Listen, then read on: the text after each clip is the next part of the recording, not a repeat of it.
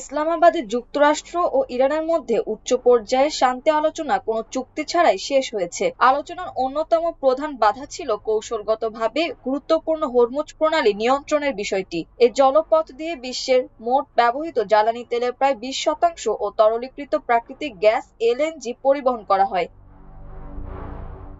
ইরানের সংবাদ সংস্থা মেহের নিউজ বলেছে, দেশটির পার্লামেন্টের ডেপুটি স্পিকার হাজি বাবেই হরমুজ প্রণালীকে তেহরানের জন্য একটি রেড লাইন বা চূড়ান্ত সীমা হিসেবে অভিহিত করেছেন। তিনি সাফ জানিয়ে দেন, প্রণালীটি পুরোপুরি ইরানের নিয়ন্ত্রণে আছে এবং এখান দিয়েই জাহাজ চলাচলের জন্য অবশ্যই ইরানি মুদ্রা রিয়ালে টোল পরিশোধ করতে হবে।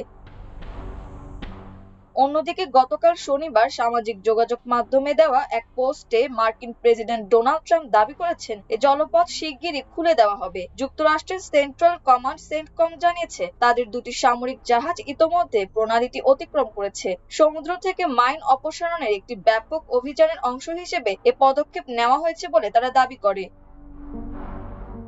তবে ইরানের ইসলামী বিপ্লবী গার্ড বাহিনী আইআরজিসি যুক্তরাষ্ট্রের এ দাবি সরাসরি প্রত্যাখ্যান করেছে। তারা হুঁশিয়ারি দিয়ে বলেছে, হরমুজ প্রণালী দিয়ে যে কোনো সামরিক জাহাজ চলাচলের চেষ্টা করা হলে তার বিরুদ্ধে কঠোর ব্যবস্থা নেওয়া হবে। ইরানের রাষ্ট্রীয় টেলিভিশন আইআরআইবির বরাতে বার্তা সংস্থা এএফপি জানিয়েছে, বিপ্লবী গার্ডের পক্ষ থেকে বলা হয়েছে, সাধারণ বেসামরিক জাহাজগুলোকে সুনির্দিষ্ট শর্তে এখান দিয়ে যাওয়ার অনুমতি দেওয়া হতে পারে। এদিকে ইসলামাবাদে আলোচনা শেষ হওয়ার পর প্রথম আনুষ্ঠানিক বিবৃতিতে ইরানের পার্লামেন্টের স্পিকার মোহাম্মদ বাঘের গালিবাফ বলেছেন, এ দফার আলোচনায় যুক্তরাষ্ট্র ইরানি প্রতিনিধিদের আস্থা অর্জন করতে ব্যর্থ হয়েছে। সামাজিক যোগাযোগ মাধ্যম এক্সে রোববার দেওয়া একাধিক পোস্টে তিনি এ মন্তব্য করেন।